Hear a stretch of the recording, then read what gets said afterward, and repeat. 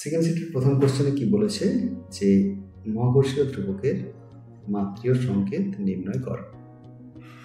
তো মহাকর্ষীয় ধ্রুবকের মাত্রীয় সংকেত নির্ণয় করতে গেলে দেখো আমরা নিউটনের মহাকর্ষণ সূত্র থেকে পেয়েছি F equals to G m1 m2 by r square। তো এখান থেকে আমরা G সমান কি পেয়েছি দেখো F r square by m1 m2 square। তো G এর মাত্রা সমান একটু লিখতে পারি আমরা F এর মাত্রা অর্থাৎ বলের মাত্রা কি হয় m lt to the power -2, r square অর্থাৎ দৈর্ঘ্যের মাত্রার স্কয়ার কি হবে l স্কয়ার, এবং দুটো যে ভরের মাত্রা আছে m1 এর মাত্রা এবং m2 এর মাত্রা দুটোই হবে কি হবে m। তাহলে এই ক্ষেত্রে কি হবে দেখো g এর মাত্রা ফাইনালি কি হলো না m inverse l cube t to the power -2।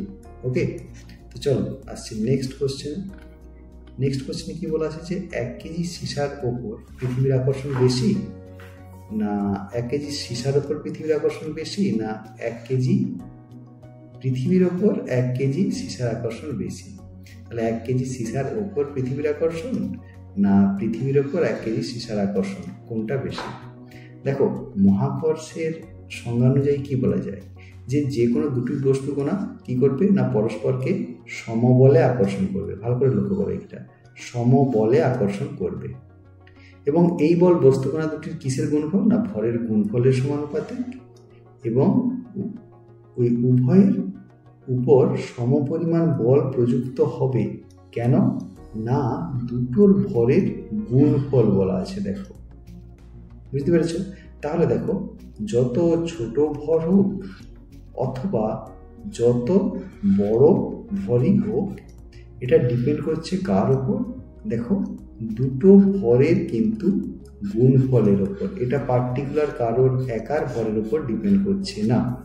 তাহলে এই ক্ষেত্রে কি হবে না 1 কেজি সীসার উপর পৃথিবীর আকর্ষণও যা হবে পৃথিবীর উপর 1 কেজি সীসার আকর্ষণও তাই হবে, অর্থাৎ কি হবে দুটো সমান। বোঝা গেল?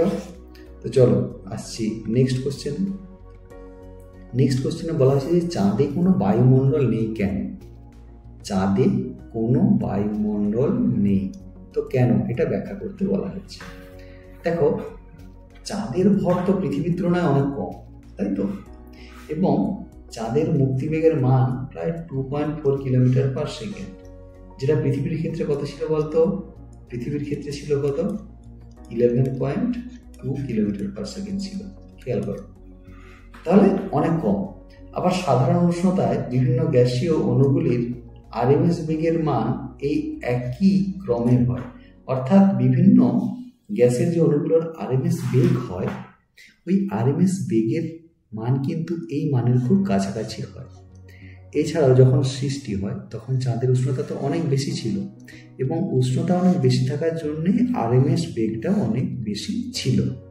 তাই কি হয়েছে না অধিকাংশ গ্যাসের অণুগুলি আরএমএস বেগটা চাঁদের মুক্তিবেগের অপেক্ষা বেশি হওয়ায়, আর কারো মুক্তিবেগ অপেক্ষা কারো বেগ বেশি হলে কি হবে সেটা ওই উপগ্রহ বা ওই যার উপর বস্তুটা আছে তার আকর্ষণ ক্ষেত্র ছাড়িয়ে বাইরে চলে যায়।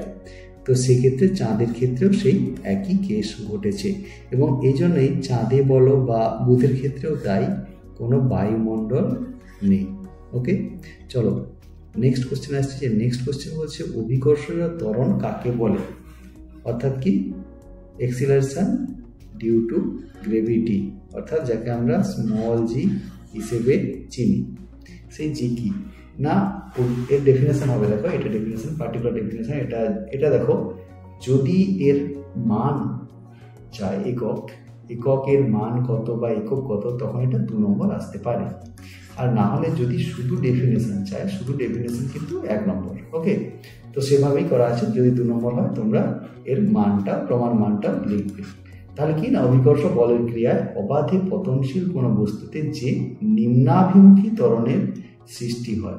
অ্যাকচুয়ালি নিম্নাভিমুখী কথাটার থেকেও কথাটা আরো যেটা যে বস্তুটা পৃথিবীর এই কেন্দ্রের দিকে যে বল সৃষ্টি করে, ওকে, এই বলটাকে বলা হবে কি না অভিকর্ষজ ত্বরণ, এক্সিলারেশন ডিউ টু গ্রেভিটি। ভূপৃষ্ঠের প্রমাণ মান g equals to 980.6 centimetre per second square. এটা সিজিএস পদ্ধতিতে আমরা যখন প্রবলেম করি সেখানে ধরে নেওয়া হয় 980 সেন্টিমিটার পার সেকেন্ড স্কয়ার, না হলে 981 সেন্টিমিটার পার সেকেন্ড স্কয়ার ধরা হয় অনেক সময়।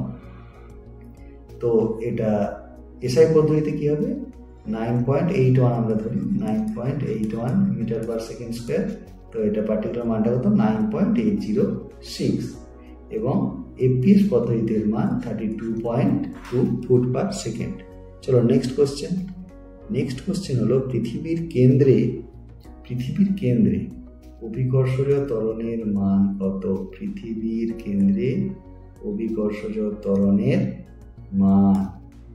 আচ্ছা, ভূপৃষ্ঠে অভিকর্ষজ ত্বরণের মান কত? আমরা জানি ভূপৃষ্ঠে যে অভিকর্ষজ ত্বরণ হয় তার মান small G equals to capital GM by R square. এখন জি ত্বরণীয় অবাধে যদি নিচে পড়ে তাহলে জি ইকুয়ালস টু আমরা জিএম বাই আর স্কয়ার লিখছি। আবার আমরা কি লিখতে পারি, জি ইকুয়ালস টু কি 4/3 পাই রো জি আর। আরটা হচ্ছে কি না পৃথিবীর ব্যাসার্ধ। ওকে, আচ্ছা এই যে এটা আমরা কিভাবে লিখলাম, দেখো জি আছে, ওকে, এই যে এম এর পরিবর্তে আমরা কি লিখছি, 4/3 পাই আর কিউ। তাহলে সেই উপরে আর কিউ এবং নিচে আর স্কয়ার হয়ে যাচ্ছে আর। এটা হচ্ছে এম, এটা কি আয়তন into rho, volume into density. এইটা করলে টোটাল আমরা মাস পেয়েছি। তাহলে এই ক্ষেত্রে আমরা পেলাম g equals to 4/3 pi g r rho. এখন যদি কোনো বস্তুকে পৃথিবীর কেন্দ্রে নিয়ে যাওয়া হয়, পৃথিবীর কেন্দ্রে কত হয়, আর ইকুয়ালস টু 0, ব্যাসার্ধ থাকে না। তাহলে সেক্ষেত্রে আর যদি 0 হয় তাহলে জিও হবে 0, অর্থাৎ জি হলো 0, অর্থাৎ পৃথিবীর কেন্দ্রে অভিকর্ষজ ত্বরণের কোনো মান নেই, ত্বরণের মান 0। কোশ্চেন নম্বর 6, পৃথিবীর গড় ঘনত্ব ও ব্যাসার্ধের মধ্যে সম্পর্ক কি? গড় ঘনত্ব ধরে নিলাম রো এবং ব্যাসার্ধ ধরে নিলাম আর, এই দুটোর মধ্যে রিলেশন কি? দেখো আমরা জানি অভিকর্ষজ ত্বরণের রিলেশন থেকে small G equals to GM by R square. G gravitational constant, এ মাস অফ দ্য আর্থ এবং আর হলো রেডিয়াস অফ দ্য আর্থ। এখন পৃথিবীর গড় ঘনত্ব রো হলে, যেটা আমরা আগেরটা কোশ্চেনে আলোচনা করেছিলাম, 4/3 pi R cube into rho. ভর, এটা ভর পাওয়া গেল। এখন ভূপৃষ্ঠে তো small R equals to capital R হবে, তো সেক্ষেত্রে আমরা লিখতে পারি জি ইকুয়ালস টু, দেখো g by capital r square into m, g by capital r square into m. এই এমটা কোথা থেকে আমরা পেয়েছি, দেখো এমটা পেয়েছি এখান থেকে। তাহলে আর স্কয়ার এবং আর কিউব এটা যদি কেটে যায় লিখতে পারি g into 4π/3 into r into rho, অর্থাৎ লিখতে পারি capital r equals to 3/4π small g by capital g into 1/রো।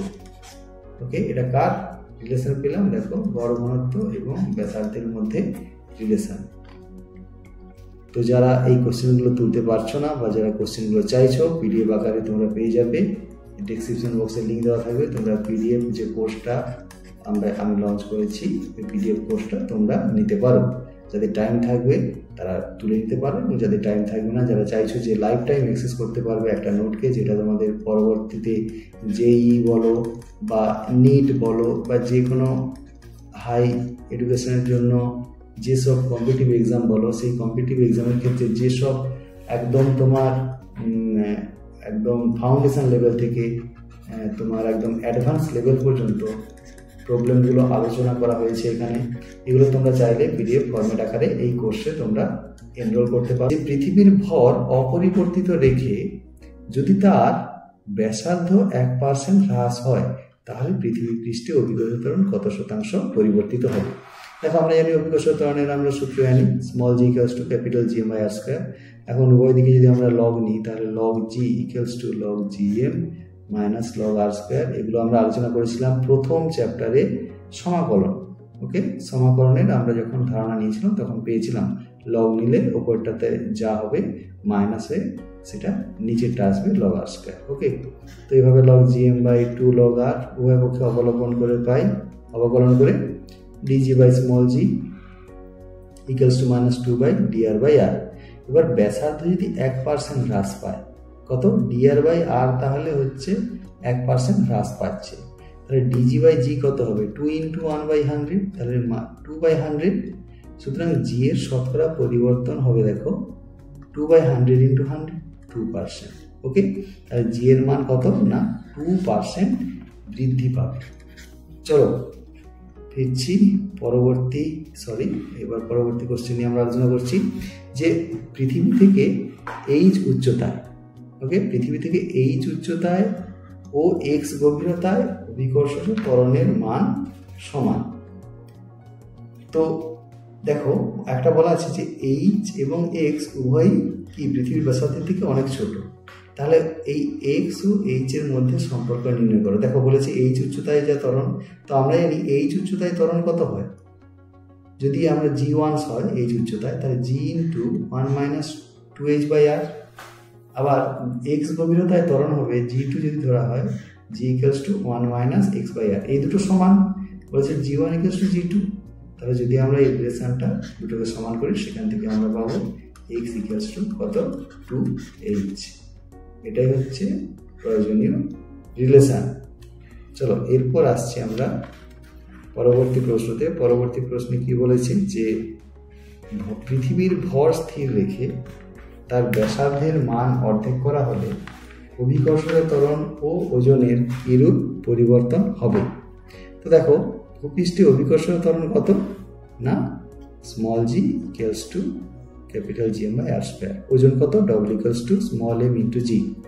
এখন m স্থির রেখে ব্যাসার্ধ যদি r/2 করা হয়, তাহলে পরিবর্তিত অভিকর্ষজ ত্বরণ কত হবে Gm/r/2 এর স্কয়ার, যেহেতু r এর পরিবর্তে r/2 অর্থাৎ 4 × Gm/r²। তাহলে এই ক্ষেত্রে আমরা কি করলাম, Gm/r² কত আমরা জানি g, তাহলে দেখো g' = 4 × g। এবার দেখো পরিবর্তিত ওজন কত, w' = mg' যদি ধরি, তাহলে w' = m × g' সমান কত 4g, তাহলে 4g এখান থেকে হচ্ছে 4 × mg, অর্থাৎ w' = 4 × w, অর্থাৎ ওজনের বৃদ্ধিও 4 গুণ হবে এবং অভিকর্ষজ ত্বরণের বৃদ্ধি কত হবে, সেও 4 গুণ হবে এবং ওজনও 4 গুণ হবে, উভয়ই 4 গুণ হবে প্রাথমিকের থেকে। চলো আসছি এই সেটের লাস্ট কোশ্চেন নিয়ে। লাস্ট কোশ্চেন কি বলা হয়েছে দেখো, যে বস্তুর কৌণিক বেগ কত হলে নিরক্ষীয় অঞ্চলে কোনো বস্তুর ওজন 0 হবে।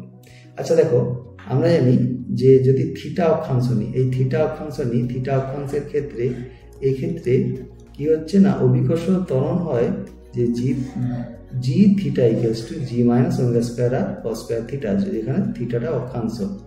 তো এখানে বলা হয়েছে যে কৌণিক বেগ কত হলে নিরক্ষীয় অঞ্চলে কোনো বস্তুর ওজন 0 হবে।